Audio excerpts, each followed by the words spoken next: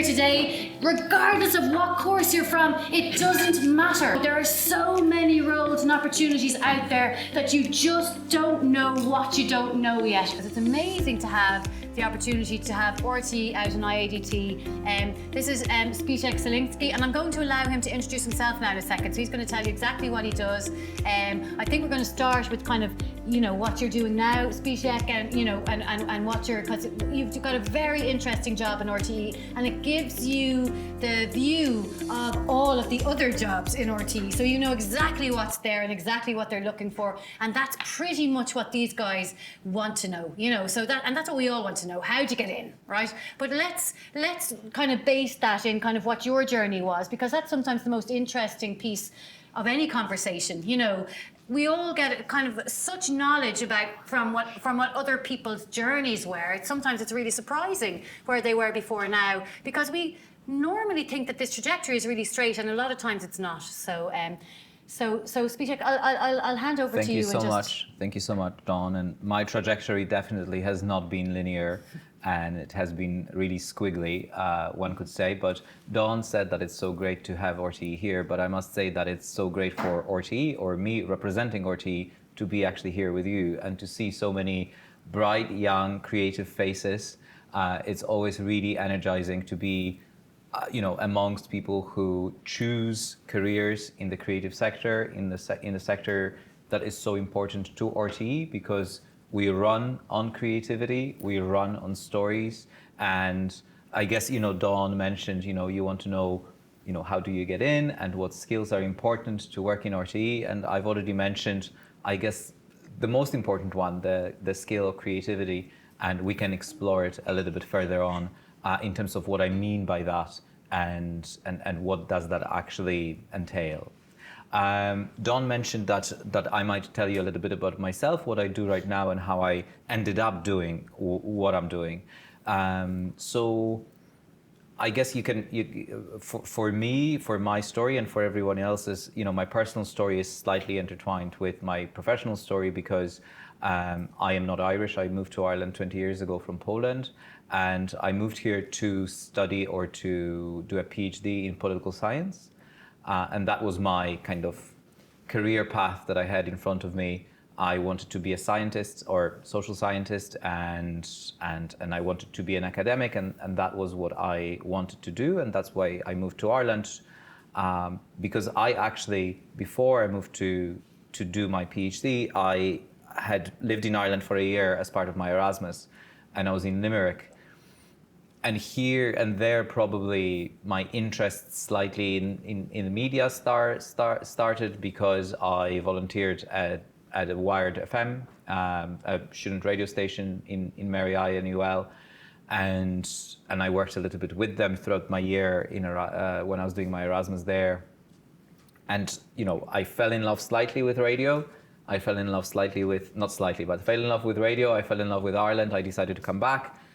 I came back to do my degree, or my postgrad degree, and that's how I ended up in Ireland. And then, through very squiggly and very kind of non-linear paths, I ended up in RTE. I ended up in RTE because there was a need, or there was an opening for a presenter of a program on RTE Radio 1. It was a program called Spectrum, which looked at kind of multiculturalism or different cultures and ethnicities, which make Ireland, and that was back in 2007. So I ended up presenting that program, and then through various competitions and through various public competitions, etc., I stayed in RTE. That program finished, but I stayed on in RTE because I wanted to continue my journey in the media. So I had two parallel careers for a little while. I had my academic career, finishing my degree and finishing my PhD, and then working in RTE, and also going for different jobs within RTE in terms of furthering my career or getting an appointment there through public competitions that were available, right? So I do have a good insight, I think, in terms of the skills you need, the processes you go through, because I have taken part in a number, 4 or 5 different competitions, I guess, if my memory serves me right. So throughout my time in RTE, I have done all various jobs, right? I presented programs, I was a reporter on programs, I was a researcher on programs, I was a producer on programs. I worked mainly in radio, and I worked across both Radio 1 and 2 FM. I worked on news and current affairs programs, magazine programs, arts programs, music programs, youth programs, nighttime programs, morning programs, Wow. all of those. I picked up the phones, I did studio, I did all of that, right? And so that gives me a good insight into working in radio. And then a couple of years ago, I went for yet another job in RTE, a new job, which is looking after and taking care of diversity and inclusion for the whole organization. So it was a new position created back in 2018, and that's the position that I'm in right now. So I look after D&I for the whole organization, which means that I look after inclusion both internally and in terms of the diversity of the people who are within RTE and also the candidates that we attract into our jobs. But I also look at representation on our programs.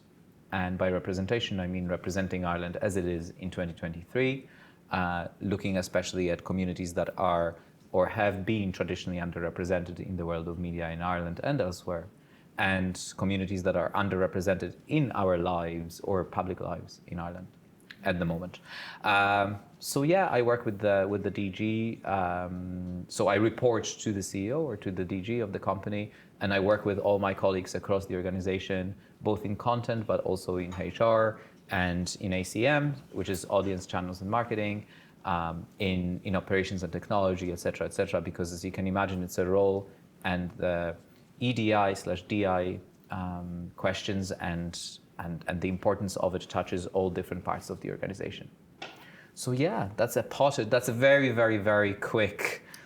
I didn't know that I can do it so quickly. Yeah, it is. What an amazing career to have had in terms of like working in every single different area in RTE, from programming to research to, because that gives us a wealth of information now that we can pull on. And when we're talking about, well, how'd you get in?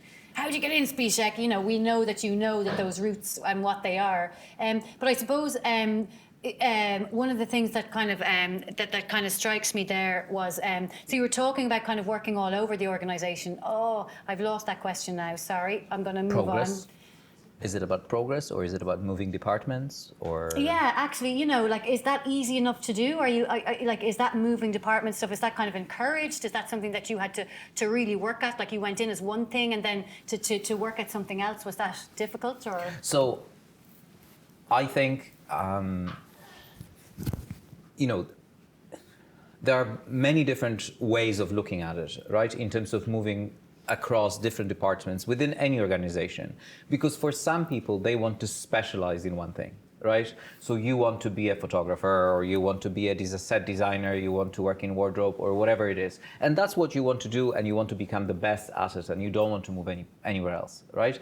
Of course, then you're just staying where you are, and you can enjoy what you're doing. Some people are polymaths, or some people want to have experience from all different places. They feel like their skills are transferable and that they can, they want to learn as well more about other stuff, or they might get bored and they might want to do something else, and they might want to experience something else. Then I think the organization is very open to making sure that people's talents, people's skills are used and developed across the whole organization. Of course, sometimes it might be difficult because you need to find an opening, or you need to find a space for the particular person and their talents, and how it has to all coalesce in a way, the right person at the right time, at the right place and so on. But I think the organization is really open to making sure that the talent that we have within the organization thrives, that people develop, that people learn, that people can, learn new skills, develop new skills, make sure that these skills stay, very much up to scratch in terms of developments in the industry, technological developments, etc., etc. So I think it is absolutely 100% possible. Okay, and so there are people sitting here, and they're obviously sitting here because they have an interest in broadcasting, they have an interest in maybe costume, they have an interest in wardrobe, or whatever it is that they have an interest in, and they're sitting here and they're in second year, they're in third year, they're in final year. Actually, we've got a few people who've already graduated here as well, and they're looking at you and they're going, "That's great, Spishak, you've got a great job, we love it, love the trajectory you've had through RTE. Now, how do I get in Spishak?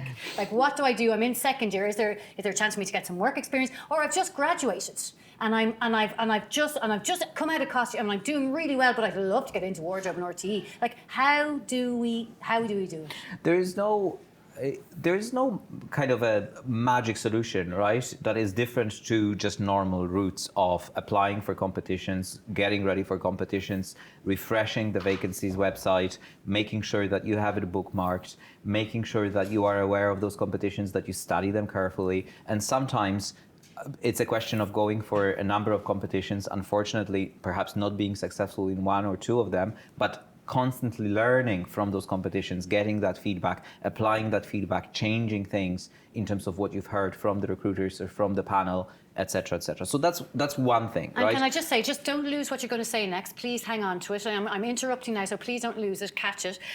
This is what we've been hearing all week. Keep trying again and again. Like, stop. Don't just send us one CV and then go, "Oh, no, they didn't accept me and I'm gone." I hear that so much. I didn't hear anything from them and I'm gone. It's the person who keeps knocking. It's the person who shows that they're really interested. It's the person who gets that feedback and actually does something with it. So when they come back the next time, they're going, "Well, you said this and I did that."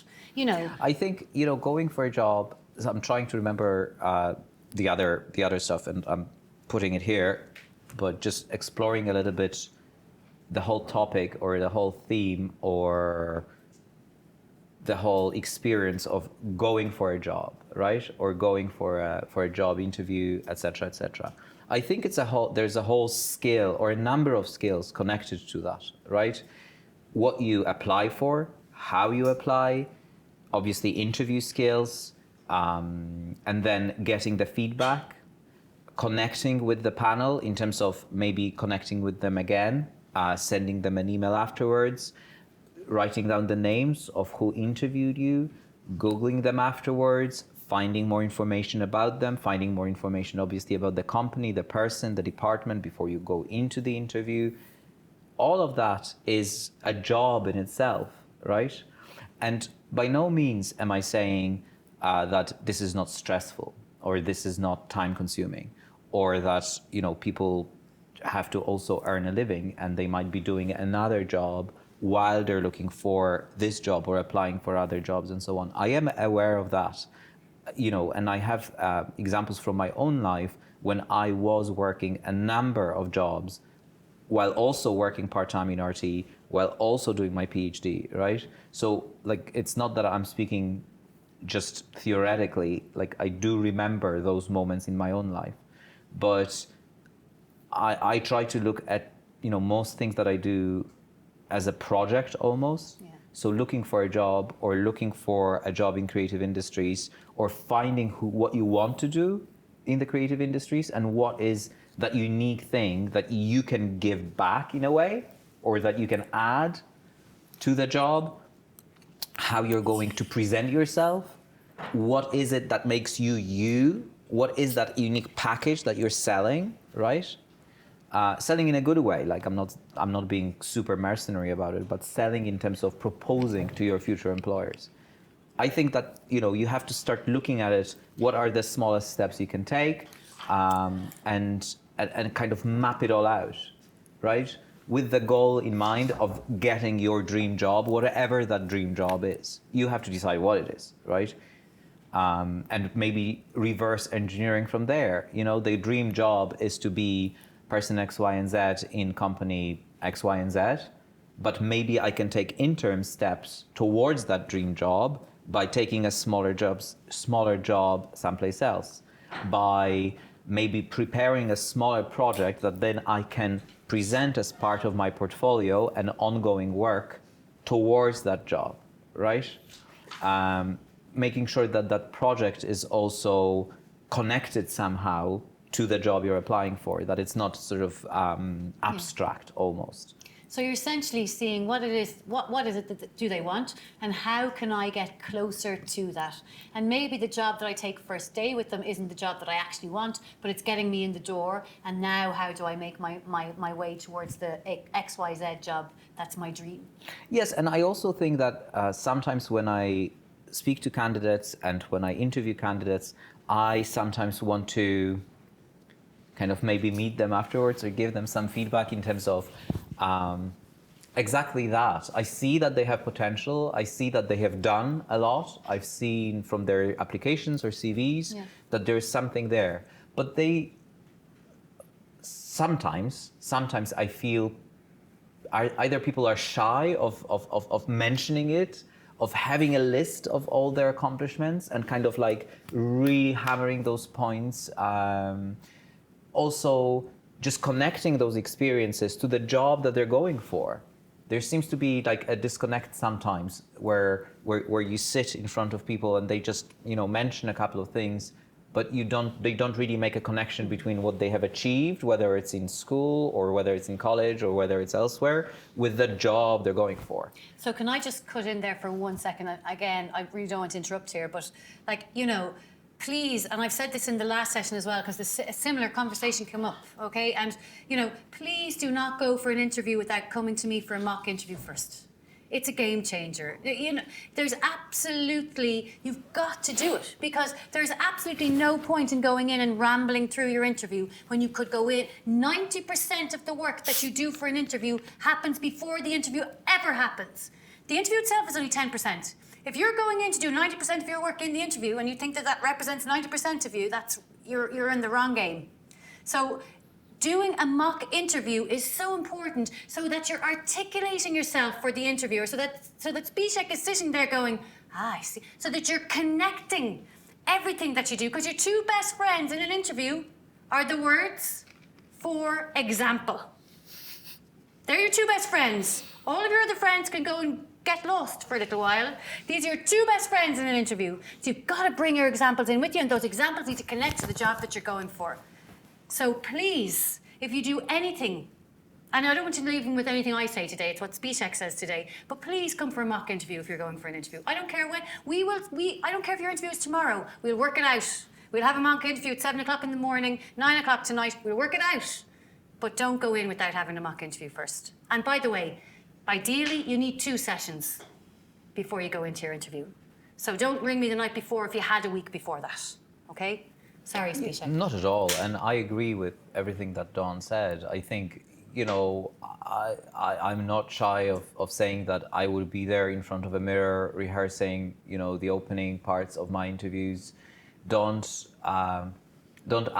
underestimate the power of the first couple of minutes. Usually, most interviews start with a very open question about, you know, just to calm people down, to tell the interviewers or the panel about yourselves. And many candidates do not grasp that opportunity to really start off and present themselves and their achievements and connect with the job and connect with the ad, connect with the organization, connect with the people that are interviewing them. So I'm taking this quote out of here, by the way, when I re-listen to this, and I'm actually going to put his name beside it and put it up on a wall somewhere. So you just watch out for that quote, because it's just such a, and I honestly, like I, as I said, I am not shy about it at all. I just had scripts upon scripts written down, timed, 1 minute, 3 minutes, 5 minutes, depending on the length of the interview, depending on the importance of the job. I would rehearse them in front of a mirror, I would record myself and watch it back and perfect it. That's what you have to do, you know? If you're serious about it, in my opinion, that's what you have to do. Whatever the job is, whether it's a job, you know, an entry-level job or whether it's a senior job, you have to treat it seriously because you want to put the value on yourself, right? If you value yourself, what you bring to the job, what skills you have, the education, experience, dedication, enthusiasm for what you do, then showcase that value by treating yourself seriously and also the process seriously. Yeah, and what I find is that you have the skills. Like when I work with people in a mock interview, the skills are there. Yes, They're yes, absolutely and that's there. But you're just not articulating them. That's what's in a way. sometimes Yeah. heartbreaking, you know, because you see candidates and you see that they have it, but they're just not showcasing it all. And how can you score them then? So think about the building blocks that you have and where those building blocks of skills and experience could be applied to, right? By saying what kind of jobs there are in RT or in creative industries or in broadcasting service, broadcast industries, you know, sometimes I say to people, study the credits, right? So study the credits of TV productions, look up the names, and then use Google and LinkedIn to see who these people are. How did they get there? What have they done in their careers to get to the point that they are at? That's such a right? fantastic tip, actually. So, you know, who is a VT operator? Who is a color grader? What other courses did they do? Did they go here? Did they go to another arts college? You know, did they do professional diplomas? I don't know what it is, right? Because like I did not study media, right?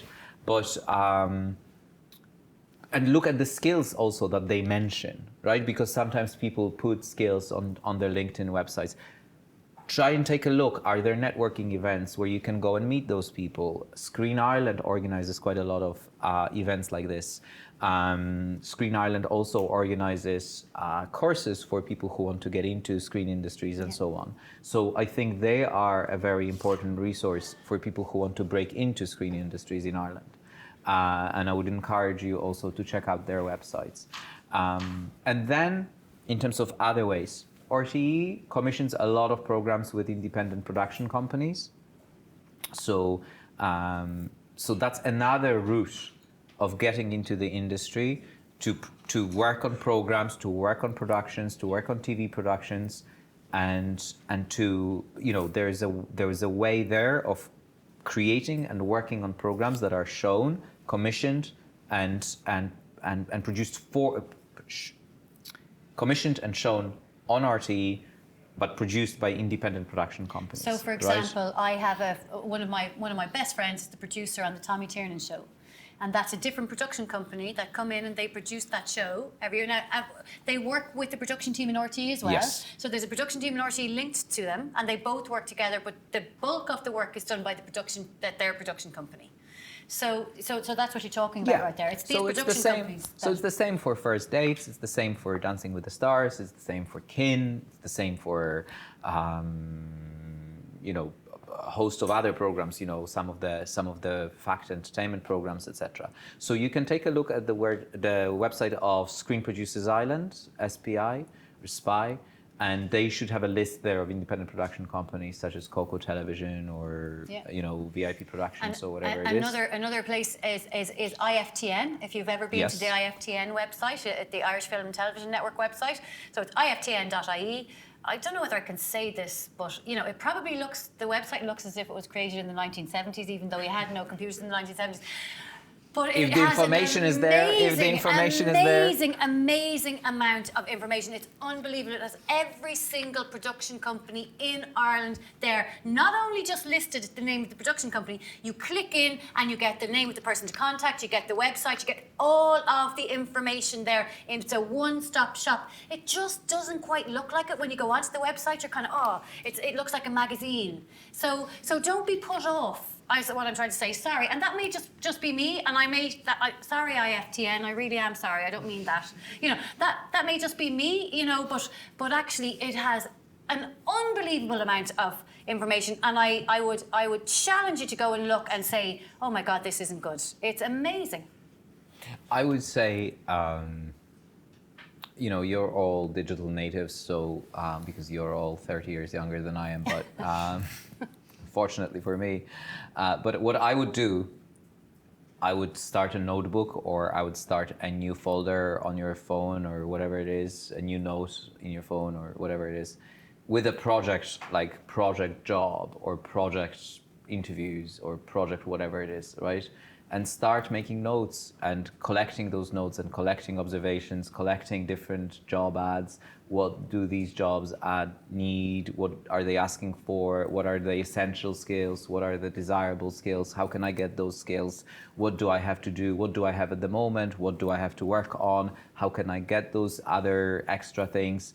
Are there any ways I can get them doing something on my own, or do I have to get involved with projects voluntarily, or whatever it is, right? But start collecting all this information in one place, reviewing it, whatever your approach is, creating a mind map or creating a process map or whatever, step by step of what it is to get there, right? And whatever that end goal is. But be strategic about it. Do you know what I mean? Be prepared, be strategic, rehearse.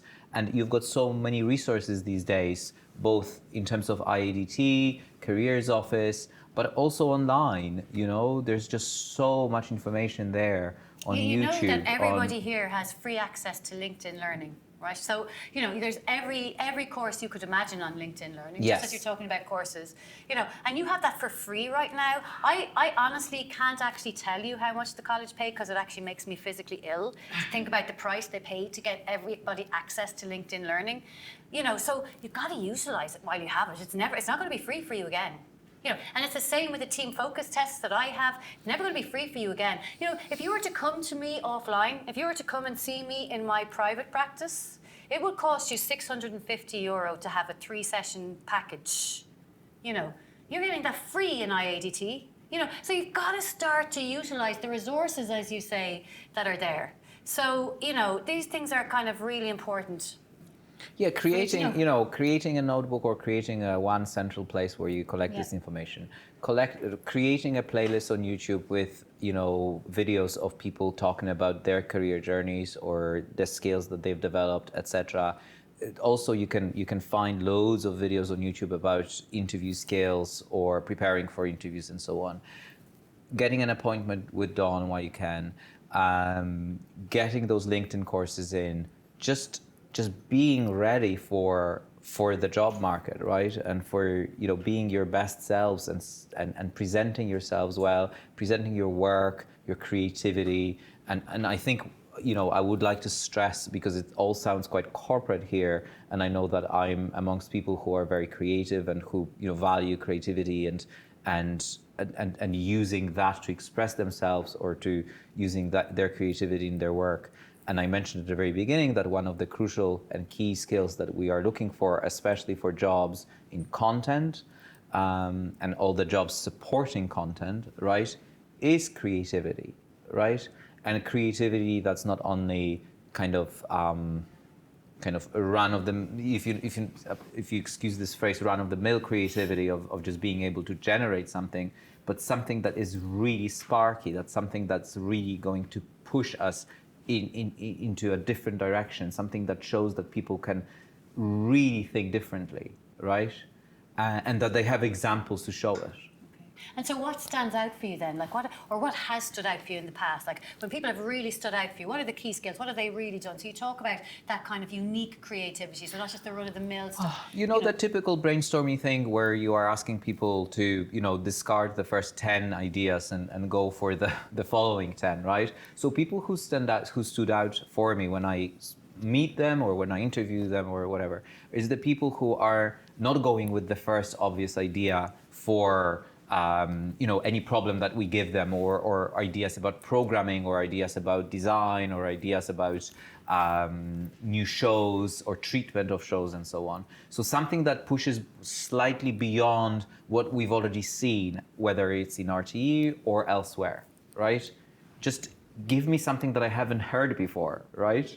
Because if you're going to, or if candidates just repeat we could do a version of the Late Late Show, okay. Well, we already have the Late Late Show, and Yes. in fact, it's the longest running talk show in the world. You're 22 years old. You grew up on whatever, YouTube, TikTok, Snapchat, whatever it is. Give me something that I haven't seen, right? Do not give me something that I have watched and that is everywhere, right? So ideas that are unusual, but that are thought through, right? Because if you're going to come to me and say, not to me, but to anyone, something that is completely outlandish and has no connection with RTE or something that is actually achievable, then that's also, there's a disconnect there, right? So showcase that you have that creativity to push it forward, but you actually thought it through of how it can be realized and how it could actually work and why. Probably the biggest question that you can all, and we can all ask ourselves in lives, in our professional lives, is why? Why are you doing this? Why are you suggesting this? Why should we do this? Why are you going for this job? Why really are you going for this job, right? Sometimes you're just going to pay the bills. Sometimes, sometimes there are other considerations. But like, why are you doing this? Why should we be doing this? Why is this idea better than others, etc. So that pushing the envelope a little bit, but also connecting it with real life and real life considerations. Another thing is actually knowing the job or having some sort of an idea of what the job you're going for is, and also knowing something about the company that you're applying for, right? And knowing about the product that this company is selling, producing, or whatever. So if you're going for a job in RTE, but you do not watch RTE, you do not listen to RTE, you do not know any of the RTE talent, you do not know any of the RTE products, like why are you going for a job in RTE then? I do think that you need to know where you'll be working, who you will be working with, right? So you might have opinions about all those programs and all of this, absolutely, 100%. But I wouldn't go for a job in Volkswagen if I didn't know what they produce, what kind of cars they produce, what challenges they face, what their history was, what are the challenges facing motor industries or motor industry. What does it mean? What will EVs mean for Volkswagen, etc., etc. I would be kind of quite well versed in that. So I would expect good candidates for jobs within RTE to have that language as well, right? What else? And preparation, yeah. So I think I mentioned that before, being prepared, because sometimes you've got somebody who seems a great candidate, but they're not really prepared. And it's the ramble, isn't it? It's the, it's nearly because if you're not answering your questions correctly, if you're not really answering them well, if they're not structured and you get lost, you can be sure that the interviewer's lost as well. They've lost track of what you said too. But can I just ask you, we won't segue back into the interview again because we've probably covered that. You talked about and yes, by the way, please, anybody who wants another cupcake, don't sit there. If you haven't had one already, come down. We're not doing what is it? On Will Dulgady on letters anymore. You can just come down and grab a cupcake if you want it, and there's tea and coffee if you need a hot refill. You talked about your trajectory being kind of it certainly was a bit squiggly, as you said yourself, but and within that, I suppose people sometimes they not only expect it to be a linear trajectory, but they expect it to be a perfect trajectory. And this has been one of my kind of favorite questions of the entire series, actually. What was your most kind of let me read it now so I get it right. What were your most helpful or most informative mistakes on your journey along the way? What were most helpful or most informative mistakes? So, mistake number one was that I didn't grab those opportunities that Dawn mentioned here, especially when I was doing my undergrad.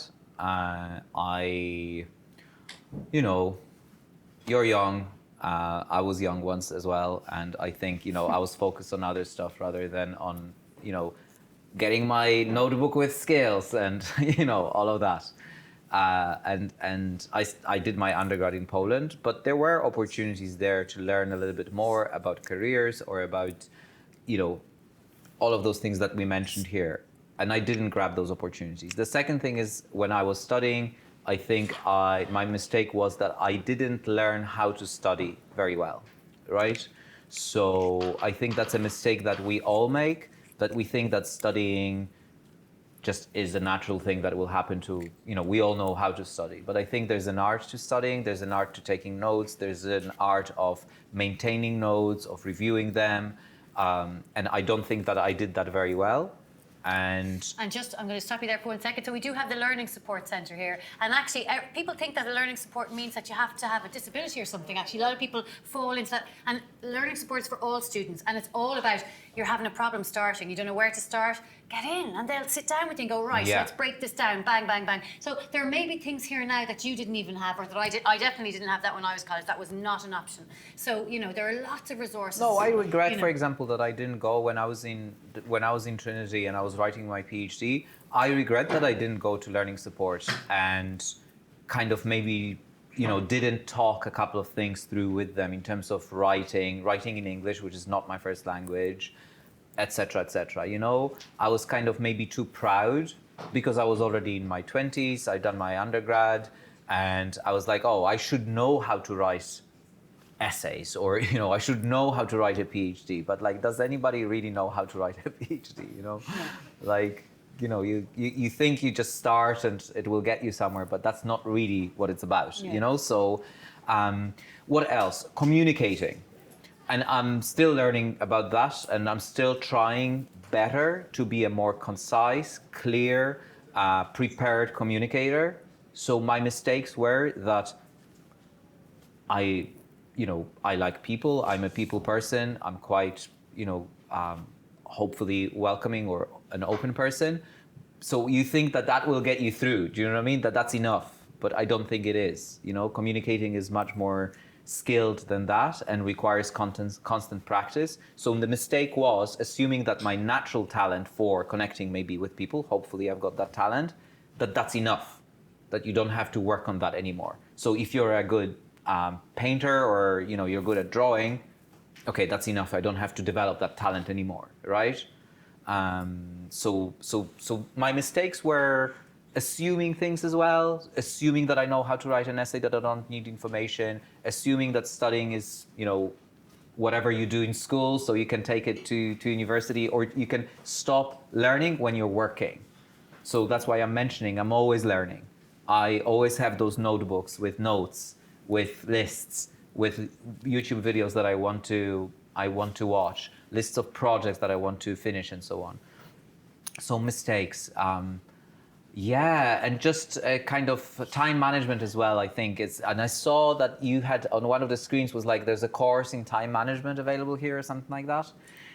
Honestly, if you crack time management, you can do so much more than you can when you're kind of flailing from one task to another. So I think that's next Wednesday on Teams or something, or next Tuesday. I think it's the 25th, whatever the 25th is. Maybe that's a Monday, I can't remember. I think it's the 25th, you can check, but the Learning Support Office are doing it's coming up to exams. Here's time management and some study skills kind of stuff. So it's an hour, but there's really good key tips in terms of, this is what you can do. If you've never heard about the Pomodoro technique, go there and listen to the Pomodoro technique, because it's a game changer. It asks you to do 25 minutes. You set a timer on. It's on the computer. You can get it. You can download it anytime. Pomodoro technique, Pomodora technique, or it's no at the end. It's a no at the end, isn't it? And you do 25 minutes. Anybody can do 25 minutes. You're only asking yourself to do 25 minutes. You get stuck in, then you stop for a break, and then you ask yourself, so how many Pomodoros do you want to do? That's the question. Anybody can do it. So things like that are real game changers, actually. But if we can just move a little bit, I think maybe we'll just. I've got a burning question that I want to ask, but I might leave it till the end and see if you have any other questions. Have you any questions for Spishek that you want to ask, or anybody got a question? Yeah, go ahead. Hi, Catherine. Thanks very much for coming and chatting to us, and Dawn, thank you for also facilitating us. It's brilliant. But and I just had a question about, the way you said I get the impression that you like doing many things. So say, for instance, we do get into RTE in a particular area of our skill base, but we do get kind of bored and want to move into, say, I don't know, editing or program management, whatever.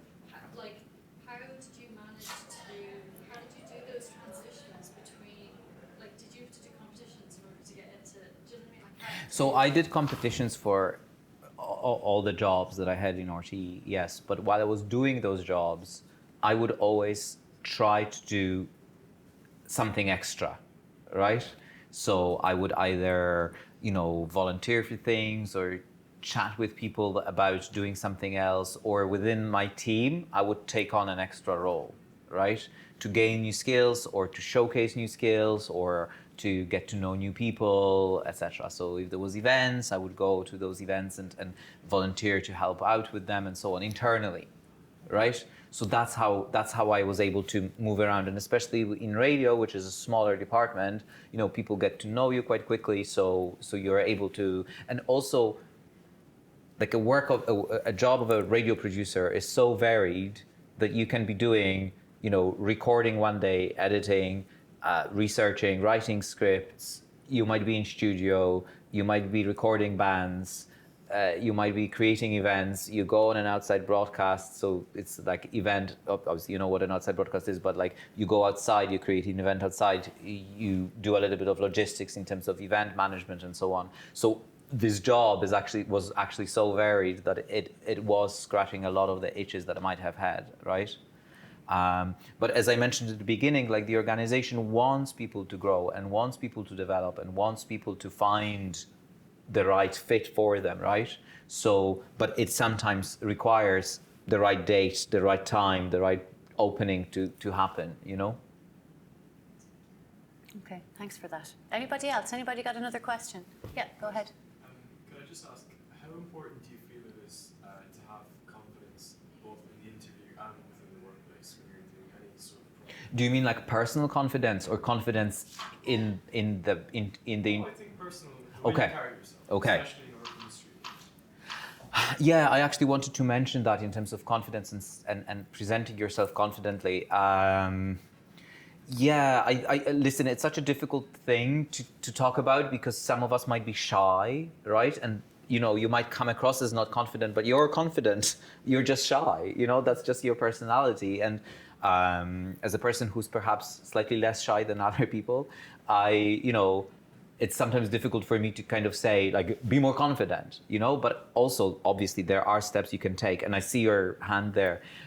There are steps you can take to maybe grow in your own confidence, right? So push yourself out of a comfort zone a little bit every single time, because those little tiny stress fractures help you to grow and help you to get into that zone, right? Put yourself in situations when you feel slightly uncomfortable, but you notch up small wins and record those wins, right? So have a list of things, however corny it sounds, right? A list of things that you're proud of achieving because they were outside of your comfort zone, right? You did at a networking events, you will give yourself, okay, I will speak to 2 people I don't know, right? However much cold sweat is going to be dripping down your back, right? But you will do it. And then afterwards says, okay, I got 50% of it because I spoke to one person. But that person might have been an executive from RTE and they remembered me. And then, we met again and they said, oh, do you know what? There's an opening here. You can come, And you never know what's going to that's happen. Brilliant advice. Like, you're so on it. It's like, it's those little I'll start challenges. charging, Dawn. Yeah. It's those little challenges that just pushes the needle. That if you start out with the boat and you change the direction by 1 degree, that your actual, where you end up is entirely different than where you would have ended up, right? And this is exactly what Spishek is saying here. You're just pushing the needle a little bit at a time. And you can go into that networking event, because networking is a really scary word. We did some networking this morning though, and it was great crack, right? And I bet you when you came in, go, networking what? But then when we told you, no, just go to your favorite slice of pizza, and suddenly you're talking to everybody, right? And you're talking to people, and and you didn't even know it was networking. And that's what it is. So you can help yourself by having a few rather than going in saying, oh, I'll have a few lines about the weather. Think about a few interesting things that you might kind of throw into a conversation. Before you go in, like think about a starter or a question that you want the answer to, and start asking that question to 5 different people. It's the same question, but you're meeting 5 different people that aren't overhearing you. I think with confidence, just to Because I think it is a really interesting question, because so much is decided on in our interpersonal communication all the time, on your body language, on the first impression that people, however cliched it sounds, it is true. We all make judgments all the time because that's what we have been designed to do. Anybody from the very psychology here? start. Anybody from psychology? No? I'm from psychology, right? So yes, that's what you do. And it happens unconsciously, like 99.999999% is happening somewhere in the back to keep us alive and to keep us safe. So we make those judgments all the time, right? So, back to confidence. It sounds so big, right? How to be confident. But also you can break it up as any big task into smaller pieces, right? So a smaller piece would be, what makes me feel confident, right? When you ask yourself that question, when do I feel confident? If I go to a club, right, whatever, or if I go out with friends and I feel that was a good night because I was on fire, right? What made you feel like this? Was it your clothes? Was it the music beforehand? Oh, that's really interesting. Was it that you got into your groove in terms of conversation? You met somebody who listened to the same music as you do, or was dressed in a similar way and you clicked, or whatever, right? So then take those little lessons from that feeling that you had, right? And apply it into a professional setting. So if it's conversation, prepare a couple of topics that would be germane to that professional setting, right? So for me, going into IADT and knowing that I'll meet people who are into design or whatever, I would probably have somewhere in my back pocket a couple of references to design, to designers, to Irish artists, to music. I walked around, I looked, where your radio studios are, where your TV studios are. I orientated myself slightly in the space to feel that I kind of knew where I was, right? I completely love that you did that, by the way. That you just came in and you walked around and found where the radio... there's few of us that have worked here for 3 months without finding that particular radio studio. So, so that's a really, I love that you did that. That's orienting yourself to the space is a really cool thing to do. I sometimes say to people who come for interviews or whatever, just sit here, look around. Like, how many lights are here? What is the kind of temperature of the room? What is your breath? Your heart is going, a million miles an hour. So just like, we're all human beings, I'm experiencing it, you're experiencing it. It's nothing alien, right? But we need to find a way of getting through it and get you to perform in the best way, me to get the best out of you, and then we can go home and watch Succession. Yeah, because yeah, exactly. Love Succession. So, there's nothing worse for an interviewer than knowing that the person across from them is really good, but they can't give them the points. There's nothing more heartbreaking. Because you are there as an interviewer, and I've interviewed on many panels, as I'm sure you have, and your heart is break because their CV is great. You've got it on their CV, and you know it's there, but they're not saying it. One other thing that is a good tip for confidence, sorry, Dawn, Yeah, go ahead. I'm still thinking I about love the the way you've got confidence. confidence on the brain. Is like knowledge and being sure of your skills, that you are the master of your skills. Like, you know what you're talking about. And that doesn't mean you have to be expert, by the way. You're No. graduating. Nobody's expecting you to be expert. Where are the IT developers here? But there's 5 things I don't know about Java. It's okay. You don't need to know The everything about Java. IT developers, Dawn, are probably already working they're somewhere. Gone. Yeah, they're missed their projects. Okay, so do you have any more questions? Any more questions? Yes, sorry, Casey, go on. Actually, I have 2, if that's okay. And I also wanted to follow on. This is just spitballing, but I think it's kind of important to know that confidence doesn't necessarily equal extroversion. It doesn't necessarily equal. It's just No, Yeah, and I think that was exactly what you were saying also, there, wasn't it? there's About being a certain quiet and shy. confidence to being able to admit what you don't know and ask someone in particular. So, anyway, so my questions are kind of quite RTE specific, but I hope that's okay.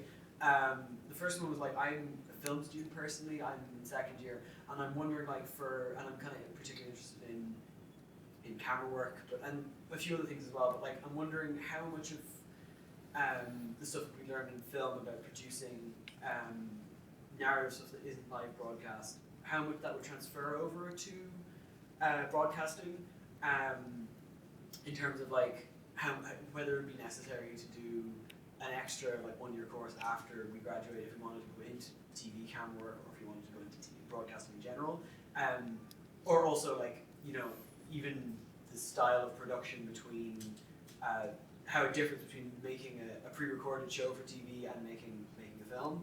I'm somewhat aware of the differences, but there's definitely some hazy spots, and I think a teardrop would be useful. And I guess I'll probably say the other question now, but then I keep. Okay, so hold on. So Sure. just to stop you for 1 second. Sure.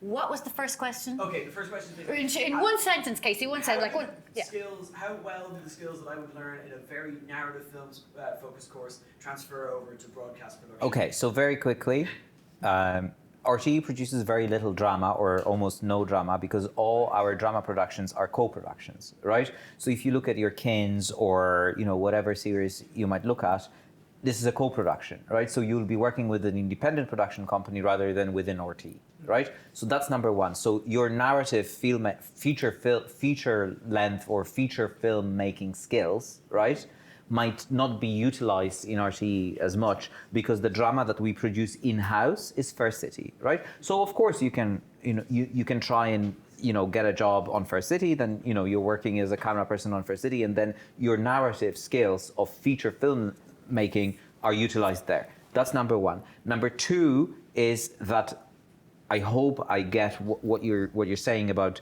narrative skills of filmmaking. Yeah, but even on a techie side, like in terms of like Okay. camera operating and stuff like that, because like having had a look at the TV cameras in the studio, it seems relatively straightforward. With a knowledge of how to use cinema cameras, it seems similar enough. I think, Casey, it's a bit of a mix of attitude in terms of like I'm willing to learn. Yeah. So like I have all these skills from the cameras and the camera work and the technology side that I gained in college.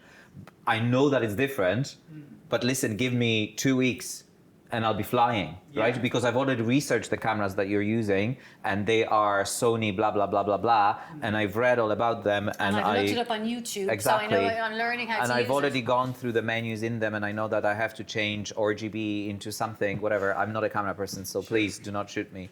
And, whatever it is. So I'm while I don't have a direct experience, Yeah.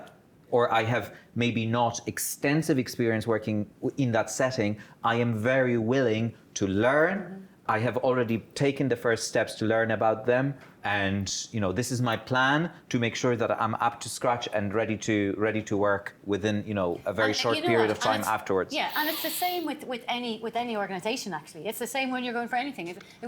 Go back to IT. I don't know if any IT heads are here, but I don't know that language that you're talking about. But I did become expert in this. You're showing that you've learned languages, and that if you've learned 3 languages in IT, you're absolutely able to learn another language. If you know how to use 2 cameras brilliantly, you will absolutely learn how to use another camera even though you've never used it before. So you're showing the fact that you're able to use these cameras brilliantly, and that acts as testament to being able to use another camera brilliantly. So thanks for those questions. There's a second question. Was that only the first one? Come on, Casey, Sorry. come on. The other thing is that like this is a bit more of a complicated one, but Oh, no. well, it could be slightly by controversial. I mean maybe. I don't want to say controversial, but it's the first word that's coming to my head. Basically, I'm trans, I use they, them pronouns, and I'm kind of wondering what kind of work environment RTE is for, I guess LGBT people in general, but particularly trans people, because there's quite a few more issues that kind of come up when you're trans because of like pronouns and the right language. Okay, and so I don't think that's accommodations. complicated, controversial at all. I think that's a great question, and I think Especially you're asking considering the particularly the right Yeah. person for this question. We are a very open, inclusive environment for people from all different backgrounds, from all different communities. We welcome all, we cherish all people, and we champion all people who work in RTE, and we want to make sure that everybody has a fantastic time working there. So, there's no, I don't see any issues Yeah. for anyone who joins us from any community, right? Is there, because I know the creative industries generally, proportionally speaking, there's usually a fair few more folks like me or like anyone who kind of falls out the norms of gender and sexuality. I'm kind of wondering what the makeup of RTE is like in terms of, would I be likely to have many co-workers who are also trans? Because that's another thing that I'd be kind of interested especially. Okay, and so that's your third and final question now. Just okay. Well, I So guess it's Spishak, you go. Yeah, I get it. No, So- it's important. I'm not saying it's not important. It's a really important Yeah, question. these are very important questions. Yeah, I think it's when you move into a professional, from college into a professional setting, I think the world slightly changes when it comes to, when you're in college, you have a lot of societies, you have a lot of kind of extracurricular activities and so on. So those personal bonds between people are different, of a different nature than the nature that you have in terms of professional environment, right? Because a lot of people already have families, they might have other stuff going on in their lives and so on. What I'm trying to say is that it's slightly different if you compare it to your life now to what your life might be when you work in a company, any company, right? However, having said that, RTE has a couple of employee resource groups. So these are, groups of people who come together because they share a certain characteristic or a certain kind of outlook on life or interest and so on. We have RTE Pride Group. So we have a group for LGBTQ employees and their allies. We have a women's network. So, there are opportunities to meet other people who are LGBTQ or to do that allyship work with other colleagues, etc., etc. So that's, I'm a migrant myself from a minority, from a language minority, from an ethnic minority here in Ireland, and I always felt RTE to be, incredibly inclusive throughout my 15 years there.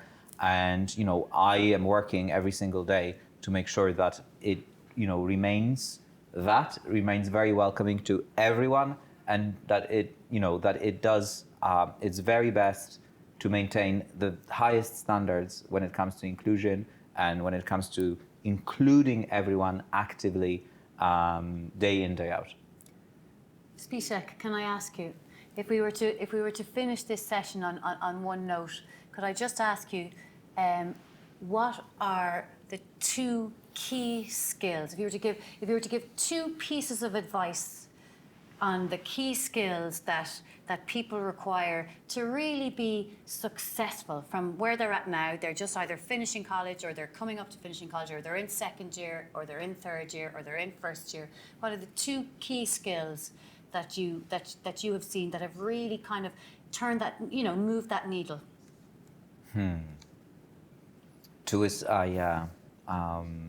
What do you really value when you see somebody?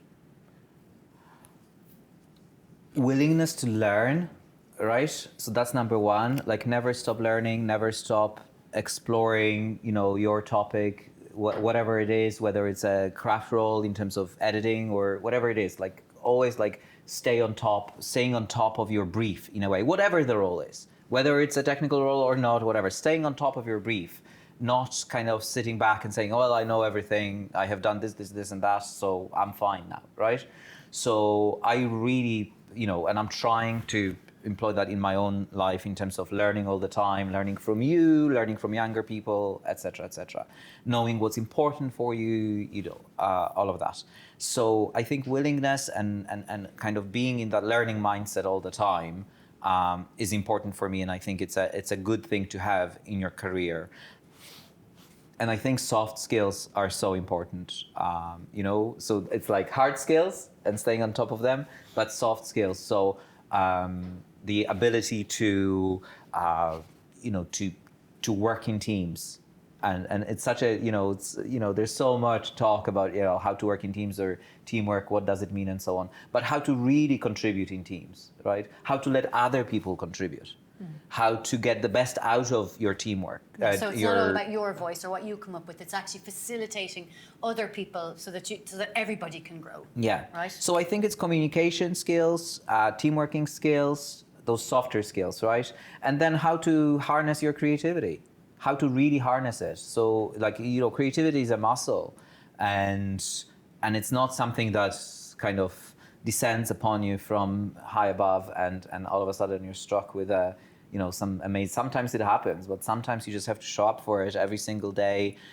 Show your work, work on it, you know, iterate, change it, make it different, learn from other people, show it again, get feedback, you know, once again, go through that whole process. So being in that process as a creative person and thinking like, how else could I do it? What other angles I could take it to. Yeah, so I think like, yeah, so those harder skills, there's nothing kind of more exciting than seeing somebody who really knows their stuff and really kind of like just flies on that keyboard editing something, or really knows what the beats will be for a video edit or an audio edit, or somebody who like just I don't know, has like this amazing file storage organization on their hard drive, and you're just like, oh my gosh, they really know what they're talking about here, you know? Or they're showing me something that I've never seen before, and it's like, this is how you can do it, right? So that's like super sexy. And then people who, not into professional, of course, sentiment. We got it. And then another thing is people who really know how to work, you know, how to show up, how to be punctual, how to be prepared, know their stuff, know how to work with others, are courteous, you know, are willing to work, just are ready for it, and are kind of also know that you have to work on how to work. So, Zbyszek Zielinski, can I just say you are a legend? Thank you so much for being here. Thank you so much, Dawn. No, honestly, it's phenomenal to have you here, to give us our windows into RTE, to know that that's actually a possibility for us, because a lot of times we don't think it is, right? We don't think those doors are open, and we certainly don't think there are any windows there. So you know, and that's just because it's something we've probably known all our lives that's there, and it seems too big sometimes. It just seems it's too big. So actually, you coming here and breaking it down is phenomenal in terms of just giving of your time to do that and to be here. Dawn, thank you so much, first of all, and just wanted to finish on this. We really want you to apply for jobs. We really want people to come, apply, be creative, bring new energy, bring your ideas, your creativity, your passions, your energy, your enthusiasm, your experiences, your dedication, all of that, right? So please keep refreshing the vacancies website, apply, go through the processes, right? And if it doesn't work out the first time, please try again, right? We are open, we are inclusive, we are welcoming to all, and you know, there are no barriers there. And we're really actively looking for everyone from all different communities, walks of lives and outlooks. Join us to be part of RTE and what we do, because it's so important. Public service broadcasting is so important to Ireland, to who we are, to our heritage, to how we see ourselves as a society, as a nation. So that's all I wanted to say. Thank you so much. Can we say thank you? Thank you. Thank you. Fantastic session. Thank you so much.